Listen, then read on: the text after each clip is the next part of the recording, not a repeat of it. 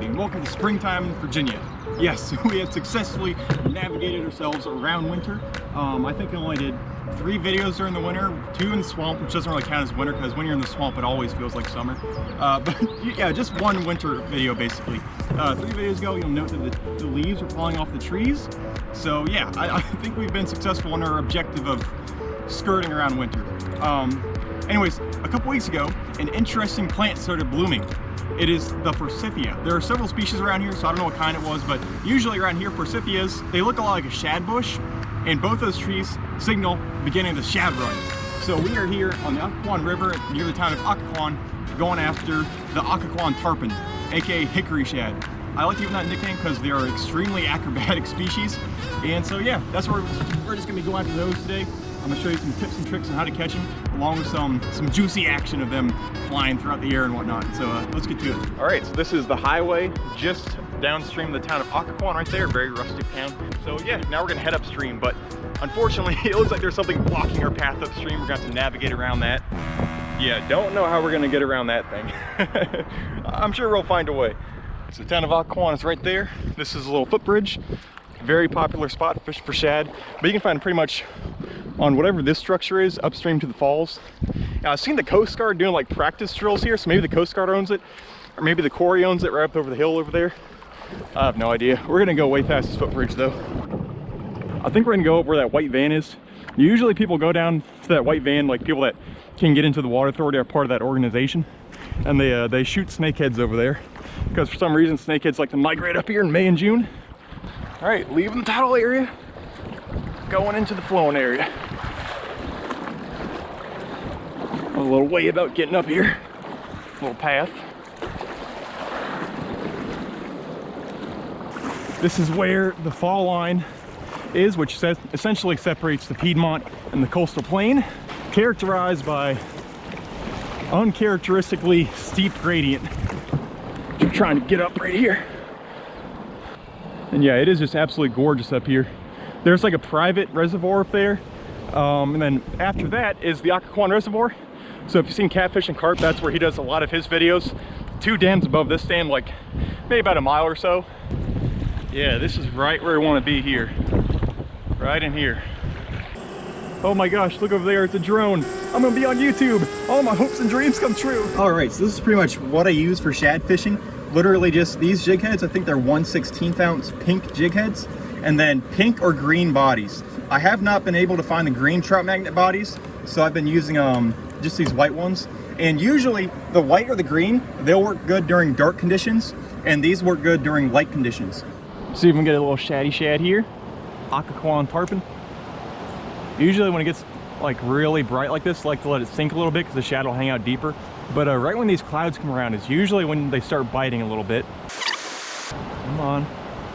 Oh, dude, you see that? Well, so far it's been about 30 minutes, not a single shad. I don't know. I've lost about 4 so far, but I'm gonna show you why I like this area so much. It is absolutely beautiful up in here. Beautiful. Compared to down there, you can see there's a boat right there. Usually about a dozen people trespassing over there. A footbridge, a bunch of people on the rocks over there. Yeah, it's very, very crowded down here. And up here I can really have more of a narration for a YouTube video, because as you remember the Greater Jump Rock video, that was a video where there's like a bunch of people in the background. My narration gets kind of thrown off with all that. So yeah, really a good place to like film a YouTube video. Not so much a good place to catch shad. All right, we finally got one. We finally got one here. This one's not really fighting at all. I don't know if it's a hickory or a herring. There are blueback herring in here. So we'll see. Ooh, there we go. Yep, that's a hickory shad. First hickory shad of the video right there. All right, so there's our hickory shad, Alosa mediocris.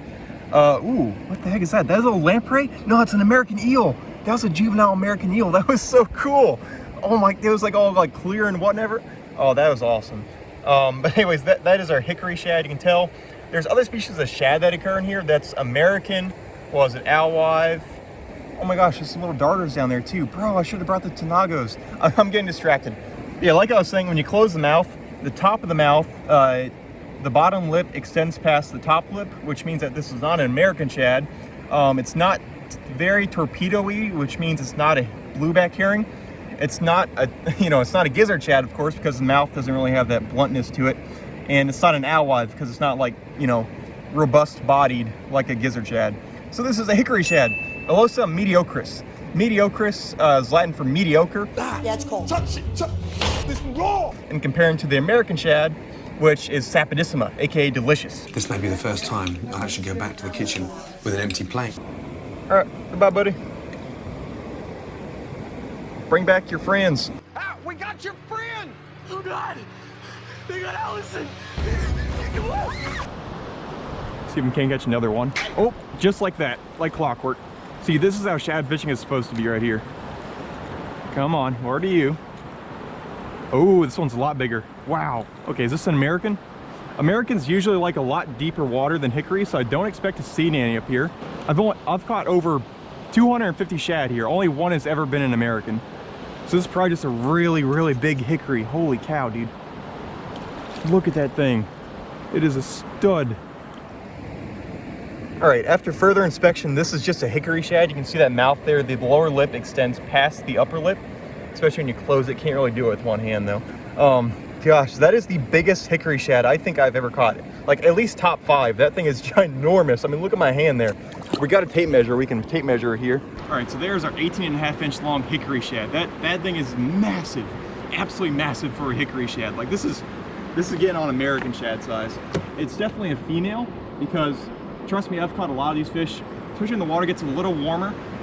It's very obvious which ones are the males, because they come up here for a specific purpose, and that purpose is spawn, and the males get a little bit excited when the water's warmer. So yeah, the bigger ones are definitely females, trust me, I know.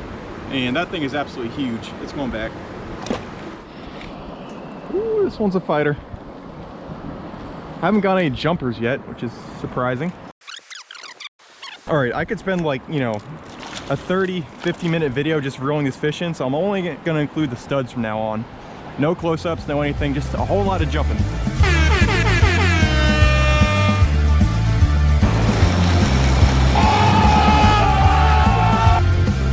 That was legitness.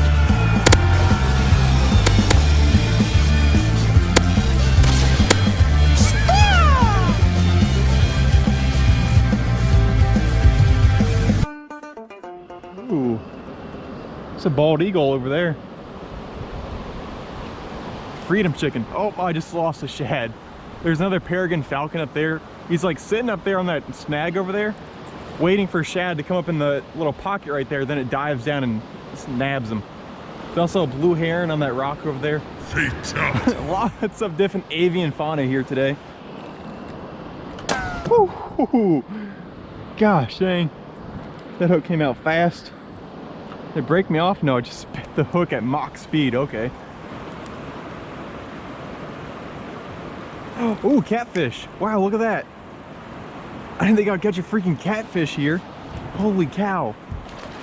No wonder it felt like it was stuck under a rock. Oh, this is, get out of my face, mosquitoes. So a bunch of clouds moved in, and after that happened, I thought the shad fishing would pick up, but we've only caught like 4 shad in the past 4 hours here. It's been pretty darn slow. This is a decent little kitty cat here. All right, so there's our channel catfish. Ictalurus punctatus. Punctatus means spotted because when they're juveniles, they have black spots on their side. This one has kind of grown out of that phase. Ooh, wait, or is this a blue cat? This one has big whiskers like a channel. I'm calling this a channel. Yeah, but it's interesting. The blue catfish in the Occoquan here, the Occoquan it's a little tannic, so they're pretty dark blue catfish, and they look just like channel catfish, like color-wise. That's why you should never ID catfish by color. This one is, let's see, 23 inches long, so just shy of 2 foot. That's a decent little catfish. Also, white catfish will follow the shad up in here to eat all the shad, and then it's just like a whole little white catfish migration. All right, Mr. Channel Catfish, going back. I thought I saw a catfish surface out there. I was like, no way that was a catfish. It must have been a shad. No, that was a kitty cat. We caught it. Yeah, you can't even see him anymore. All right, last hickory shad here. Oh my gosh, dude. It's going crazy. Finally a good jump. Or is this a blueback herring? No, that's hickory shad. So that's our last hickory shad. Now when you catch one this size, you kind of want to grab it there like that, but they do have keeled scales on the bottom of their belly there, which are extremely sharp. And if they start like rapid fire, like squirming like that, that will slice your fingers open. So you don't want to hold it like that. You kind of want to hold it like this, or you can even lip it too. But that's our last hickory shad. I think 5th or 6th in 5 hours of being here. Going back there. And yeah, so that's going to be a day. I've been coming here pretty much like every other day for the past 2 weeks. This has by far been the slowest day yet. I've only caught 5 fish in 5 hours. But hey, you know, I really love getting out here and filming, you know, these fishes. Anyways, I hope you all enjoyed the video. I'll catch you next time, when maybe we'll be going after Americans and bluebacks somewhere else. See you then.